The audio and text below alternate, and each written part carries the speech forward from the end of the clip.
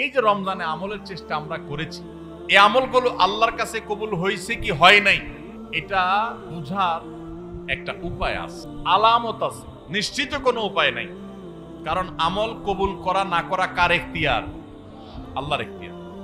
ভাইরা আমার, রমজানে আমরা যে নেক আমল করছি টুকটাক, 30টা রোজা রাখছেন বেশিরভাগ মানুষ মাশাআল্লাহ, তারাবির নামাজ পড়ছেন, কোরআনে কারিম একটু একটু করে যতটুক পারছেন, কেউ 1 খতম, কেউ 2 খতম, যে যতটুক পারছেন, কেউ 1 খতম না পারলে যতটুক পারছেন তেলাওয়াত করছেন, আলহামদুলিল্লাহ। অনেকে দান সাদেকা করছেন, সবে কদর ইবাদতের জন্য চেষ্টা করছেন। এই যে রমজানে আমলের চেষ্টা আমরা করেছি, এই আমলগুলো আল্লাহর কাছে কবুল হয়েছে কি হয় নাই এটা বুঝার একটা উপায় আছে, আলামত আছে, নিশ্চিত কোনো উপায় নাই। কারণ আমল কবুল করা না করা কার এখতিয়ার?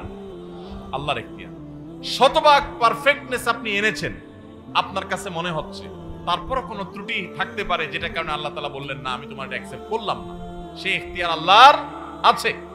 কিন্তু আমরা যে নেক আমলগুলো করি এগুলো সম্পর্কে ওলামায়ে কেরাম অনেক সালাফ, ইসলামের ইতিহাসে সোনার যুগের স্বর্ণ মানবগণ, পূর্বসূরীগণ আমাদের, তাদের উক্তি আছে যে কোন কোন আমলের কবুল হওয়ার ব্যাপারে পূর্বাভাস, আলামত এটা জানা যায়। আলামত দেখে সুধারণা করা যায়, নিশ্চিত কোনো গ্যারান্টি নেই কবুল হয়েছে কিনা বলার সুযোগ নেই, তবে অনুমান করা যায়, ধারণা করা যায় যে হয়তো আল্লাহ কবুল করেছেন। তাহলে রমজানে আমাদের আমল ইবাদত কবুল হয়েছে কি হয় নাই সেটা বুঝার যে আলামতটা, সেটাকে বলে দিব আপনাদেরকে।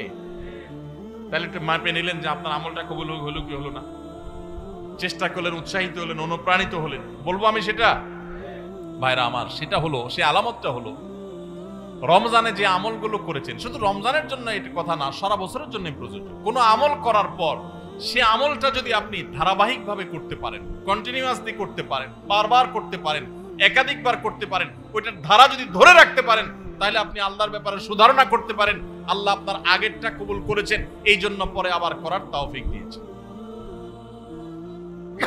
আল্লাহর কাছে আমল এবং ইবাদতের কবুলের একটা ছোট্ট আলামত এটা, যে আল্লাহ তাআলা রমজানে আপনি ফরজ রোজা রেখেছেন, রমজানের পরে শাওয়ালের 6 রোজা রাখার তৌফিক হয়েছে, সোমবার বৃহস্পতিবার রোজা মাঝে মাঝে রাখার তৌফিক হয়, চাঁদের 13, 14, 15 রোজা রাখার তৌফিক হয় মাশাআল্লাহ। তাহলে আপনি সুধারণা করতে পারেন আমার রমজান রোজা আল্লাহ কবুল করেছেন, সম্ভবত, নিশ্চিত না, হয়তো আল্লাহ কবুল করেছেন, সেজন্য আমাকে ওইটা আবার নতুন করে করার তৌফিক দিয়েছে।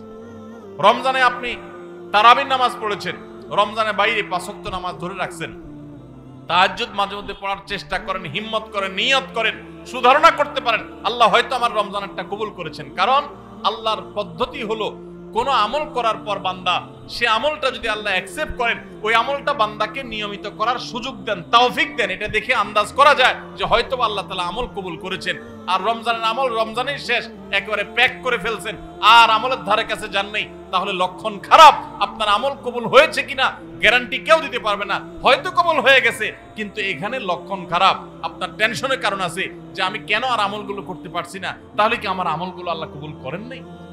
আল্লাহ রাব্বুল আলামিন বান্দাকে কোনো আমল করার তৌফিক দেওয়ার পর যদি সে আমলটা আবারও করার তৌফিক দেন, তাহলে বুঝতে হবে আগেরটা আল্লাহ তাআলা অ্যাকসেপ্ট করছেন, কবুল করছেন। সুধারণা করা যায় আল্লাহ হয়তোবা তাকে নতুন করে আমলের তৌফিক দিয়েছেন, ইঙ্গিত দিচ্ছেন যে বান্দা তোমার আগেরটা কবুল করেছি। এই জন্য ভাইরা, রমজানের কোরআন তেলাওয়াত রমজানে মতো এত বেশি পারেন না, 1 পারা পারেন না, 2 পারা পারেন না, আধা পৃষ্ঠা পড়েন, 1 পৃষ্ঠা পড়েন। এই যে নিয়মিত পড়তেছেন, এটা যদি চেষ্টা করেন আর ধরে রাখতে পারেন, তাহলে সুধারণা করতে পারেন হয়তো আপনার রমজানের আমল, রমজানের তেলাওয়াত আল্লাহ কবুল করেছেন। আমরা রমজানের আমলগুলো রমজানের পরে করার চেষ্টা করব তো ইনশাআল্লাহ। আল্লাহ আমাদের সবাইকে আমলের তৌফিক দান করুন।